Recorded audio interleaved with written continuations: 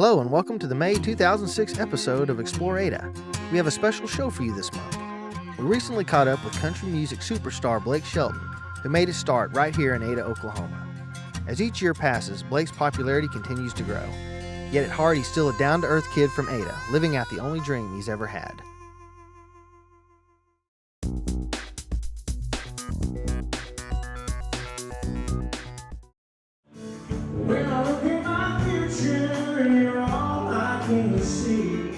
I hope to hear myself on the radio one of these days. That's what I told myself, and now here I am doing this interview talking about this stuff, and it still blows me away. I totally, am the luckiest guy in the world. Blake Shelton has indeed come a long way. From Main Street Ada to the Grand Ole Opry, he's written quite a success story. Blake now shares his talent with millions of fans, yet he's never lost touch with those feelings that first motivated him. By the time I was 15, it was bigger than just a love for music. It was just an obsession. When I would buy an album, I would not just listen to it. I would want to know who wrote the songs and who played guitar on the songs and who the backup singers were. And I think I recognized that voice. I wonder if that is so-and-so singing backup. And it just became something where it was just all I thought about. I'd be sitting in school, trying to write a song instead of doing algebra. Or writing down a chord or something that I wanted to try. Just anything, that to do with music. Well, he used to just go around singing all the time, and just always singing. And I was always putting my daughter in beauty pageants when she was little. And of course I had to take him with me or get a babysitter, so they started having a boy category.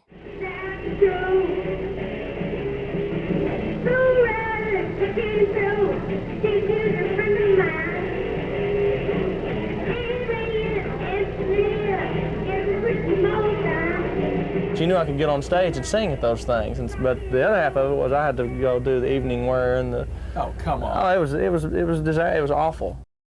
He always won the talent portion, whether he won the beauty or not. He won the talent.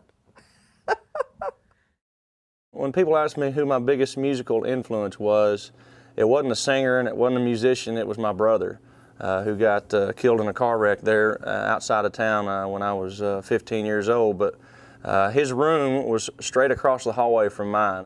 From the time I can remember, he just loved music. He loved Waylon and Hank and all the way to Ted Nugent and Bob Seger, everybody.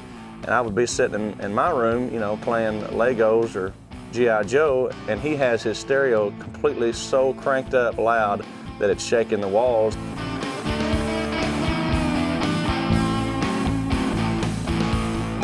And it made me start paying attention to music. And I think that was my biggest musical influence, was just the fact that he was constantly over there just cranking stuff up. And I started becoming a fan of Hank Williams Jr. and Waylon Jennings and these people he was listening to. When he would leave and go out for the weekend, I'd go in his room and get his tapes and listen to them. And I think that's really where it started. From day one, those closest to Blake noticed something special about him. Not only an undeveloped talent, but a youthful determination. The day it said that we were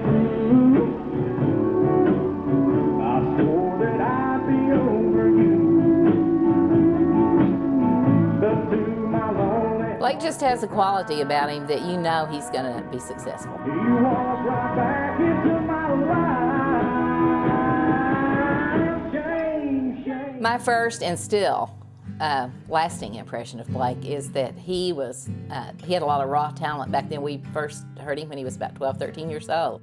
Well, when he was like 12 is when they opened this music palace down here. I don't know if that's when they opened it, but that's when it was happening.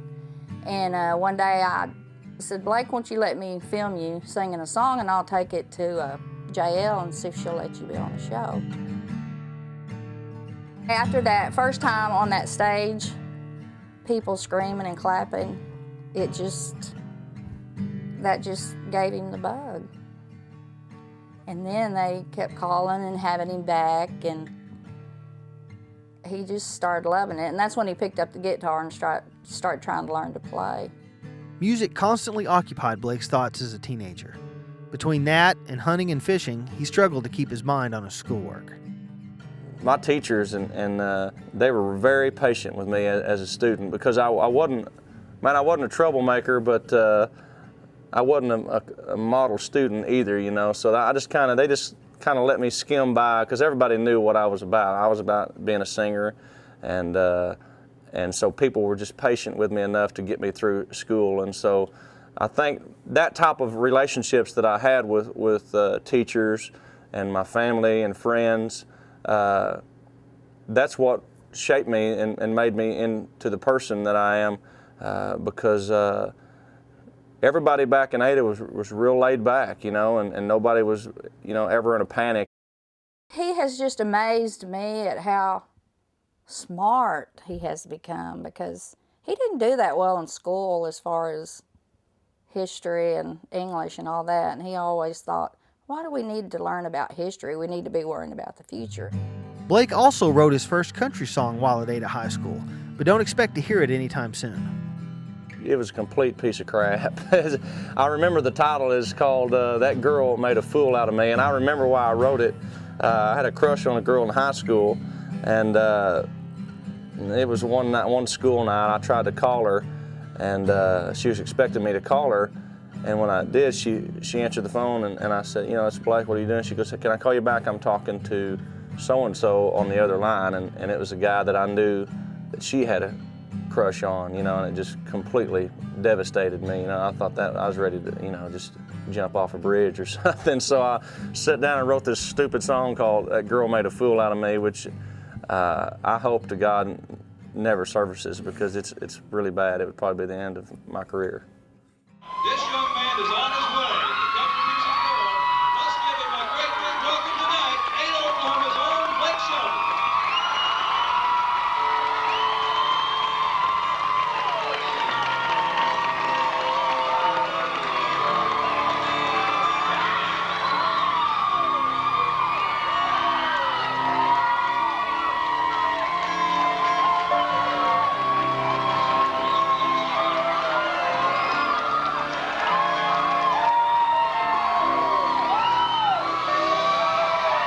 Midnight in Montgomery, silver eagle on the road.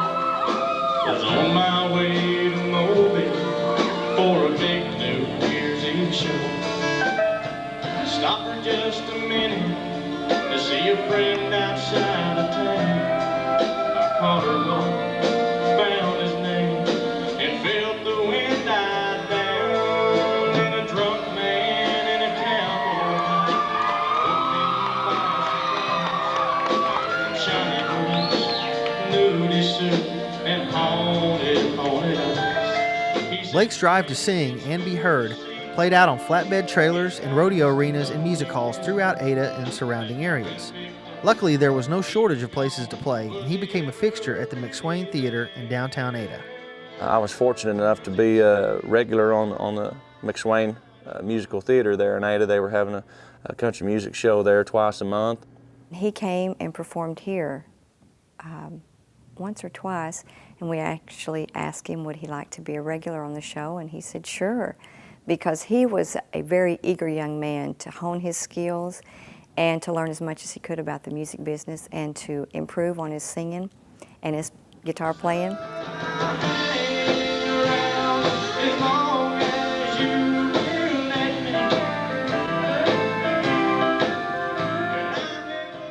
Everybody just loved him, you know, and the McSwain made him a part of their show every week because the people just loved him, and when he was there, the crowd was a lot bigger. Love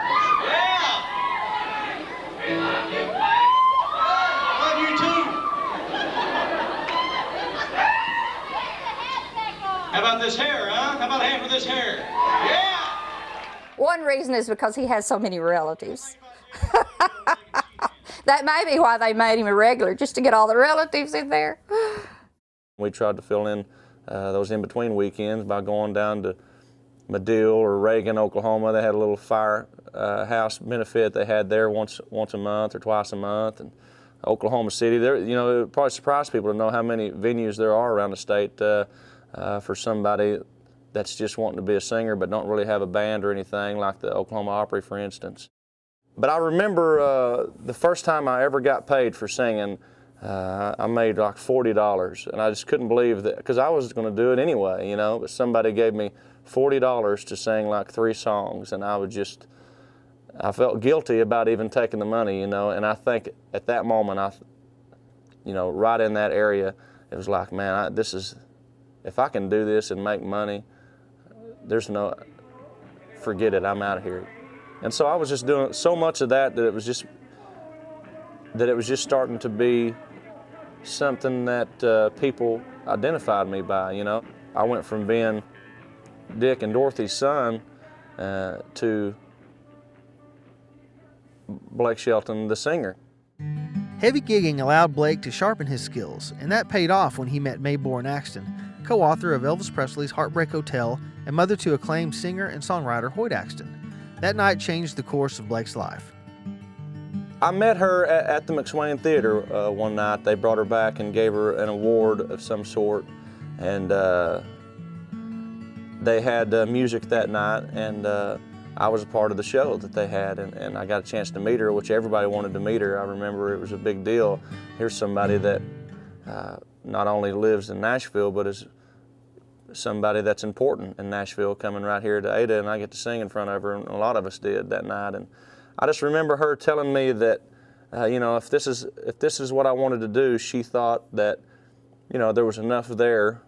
She was honest. She's like, you got a long way to go. You know, you're not ready yet, but I think that you have the potential of getting a record deal one day, and I think you should move to Nashville and try that. And I think that's the key thing that May did for me was somebody with a lot of credibility telling me that I had a shot at making it, and that's pretty much all I needed to hear. Blake graduated high school at age 17 and immediately left for Nashville. That was so hard. I mean, that was just so hard. He hardly spent the night with anybody.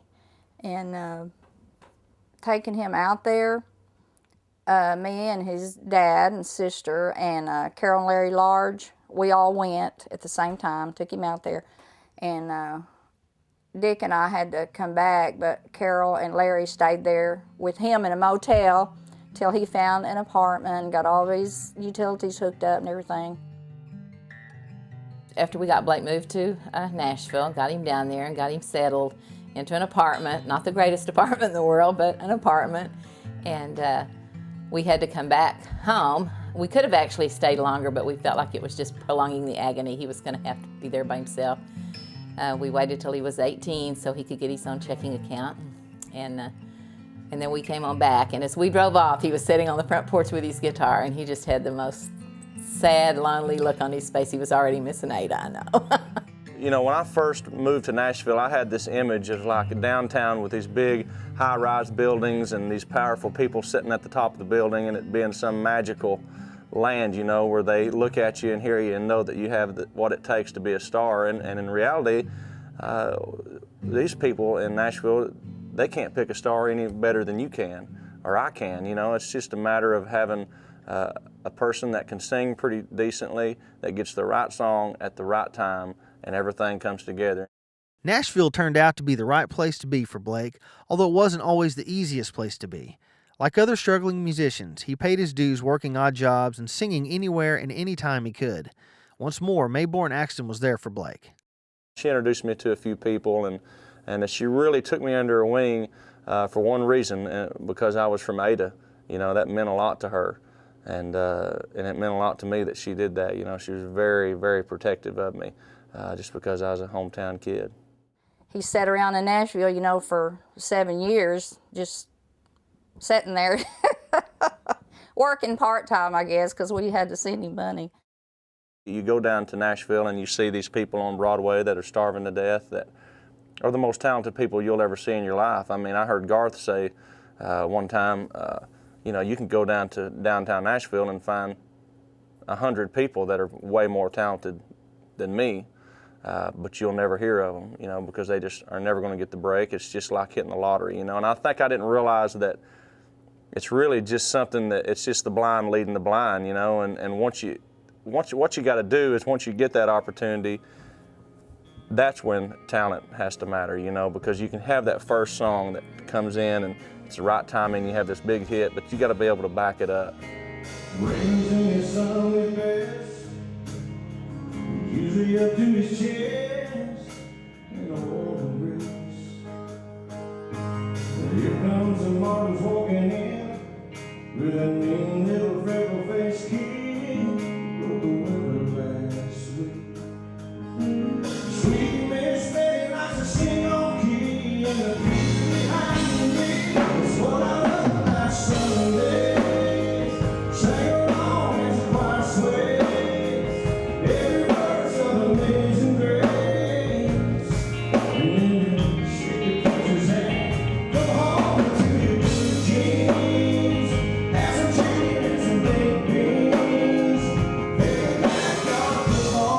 Blake began playing Riders Nights gigs at various Nashville clubs, with Douglas Corner becoming his favorite home base.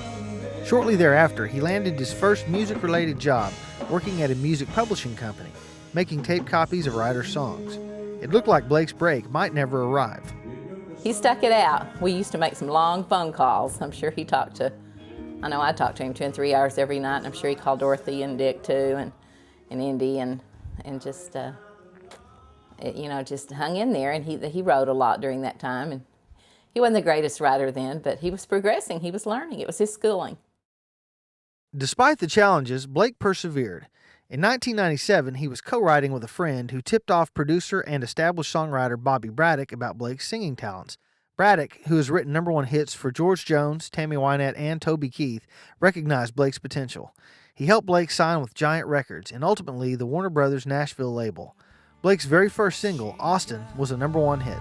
If you're calling about the car I sold it, if this is Tuesday night I'm bowling, if you got something to sell, you're wasting your time, I'm not buying. If it's anybody else, wait for the tone, you know what to do. And P.S. if this is Austin, I still love you. Blake has released 3 popular records and 3 #1 singles so far. Approaching age 30, he's just getting warmed up and has the potential to become one of country music's greatest artists. Strangely enough, I've met most of my career goals. Everything that's happening for me now is just icing on the cake for me.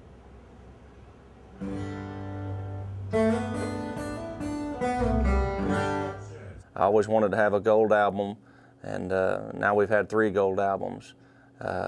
You know, #1 song, we've had a few #1 songs. I worked a factory in Ohio, a shrimp boat in the bio. I drove a truck in Birmingham, turned 21 in Cincinnati. I called home to Mom and Daddy. I said, your boy is now a man. She said, I don't care if you're 80. You'll always be my baby.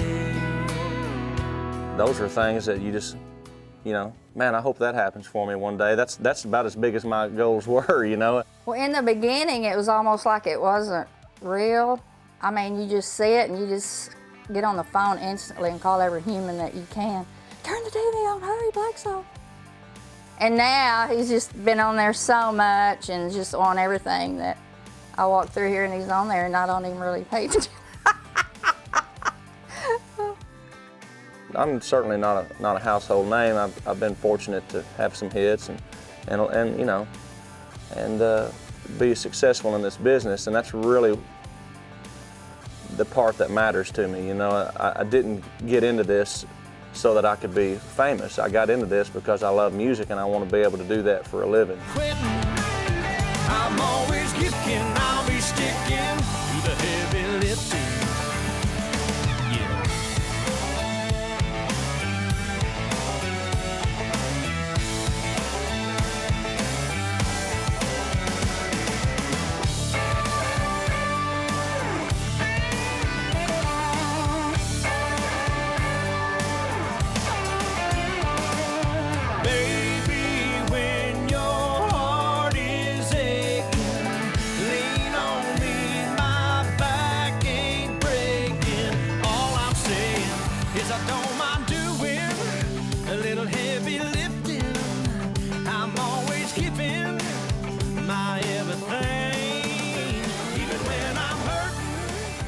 loves what he does, and he's just been consistent with everything. I mean, nearly every song he's put out's been a hit.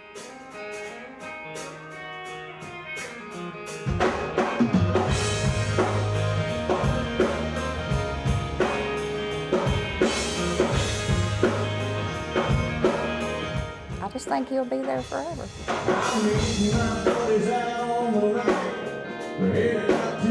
Longevity is the key. You know, that's what makes a career. You know, nobody wants to be a one-hit wonder, and a lot of people are. So you know, once you get the opportunity, you got to make the most of it.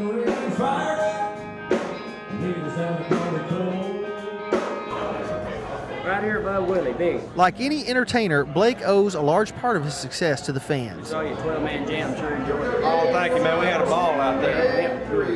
And there's no shortage of them. Lauri, L-A-U-R-I.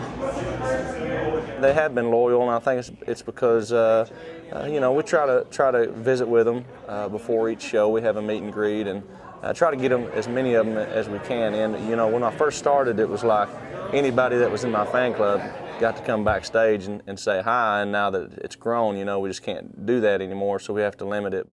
Blake was 17 when we decided to start a fan club. He knew that that's what he wanted to do, and so we decided we might as well go ahead and get that started. We picked the name BS, it's his initials, and it's just appropriate. They call themselves the BSers because all they want to do is talk about Blake. I have had people come here wanting to know if they can get some dirt out of the yard. Yeah. I might start selling it. I think just always taking the time to do what you can, you know, is the key to having a great fan club and a loyal fan base. And then you got to do one with all three. His personality, and he's always been this way. Like, he and I could be anywhere, in a doctor's office or in a store or anything. Thank you very much. Thank you. Y'all have fun tonight. All right. And he would just start talking to somebody, and you would think he knew them. And when we left, I'd say, "Who was that?" And he'd say he didn't know. I mean, he was just like that. He'd just go up and start talking to you like he knew you, and he didn't know you from Adam.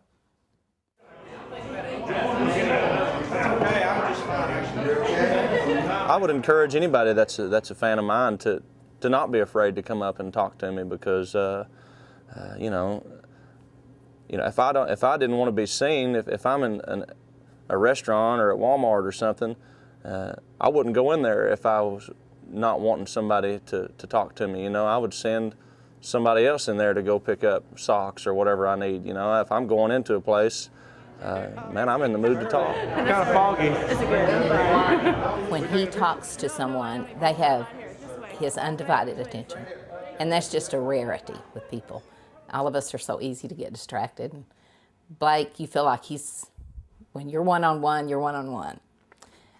I get emotional just thinking about that quality that he has. It's just awesome. Even though Blake's career is in high gear, who he is and where he's from is never out of reach. I think half the people that live in Ada, I'm related to them somehow, and so that'll always truly be home to me. And in fact, you know, I still plan to move back to the area at least one day. My dream is always to have had a ranch in the Arbuckle Mountains. I love the Arbuckle Mountains. I do have to be near an interstate, so when the bus comes through, I got to be able to jump on it easily and get somewhere. So, you know, the Arbuckles would be a perfect place for me. I still dream of that one day. He is still just acts crazy, and he's still just like a kid, acts like a kid, just always joking and carrying on and pulling pranks on people like he always did. That could take this weary traveler around the bend. I've heard Blake say before that he feels like he can reach a lot of people with his music, and I certainly think that's true, and I think he's a positive influence. I think he's brought a national spotlight to Ada and brought attention here in a very positive way, and it gives Ada a chance to really shine and show the nation just exactly what we have here. Certainly we're very proud of him here in Ada, and very proud of his accomplishments, and certainly support him in his career. But the thing that I keep in mind, and I think you know, a lot of these guys and girls have to keep in mind is this doesn't last forever, and it's going to go away. It's going to go away one of these days, and I'm not going to be cool anymore, or I'm just going to be like I was before, you know, another face in the crowd, and I want to be able to deal with that.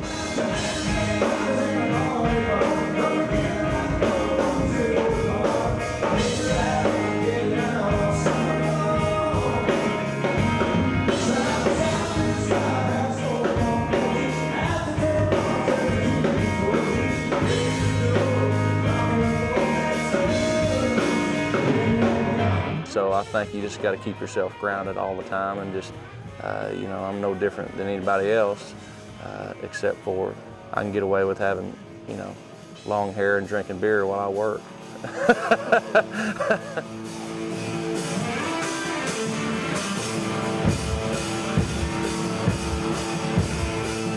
I can get up on stage and everything else goes away, and it's all about just having a great time, and so I think that bleeds over into the audience.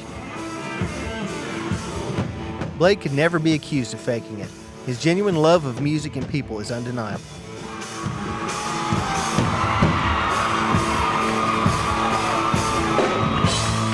I think people can see that I really genuinely love what I do. You know, I can count on one hand how many times I've been on stage since I've been doing this and didn't want to be.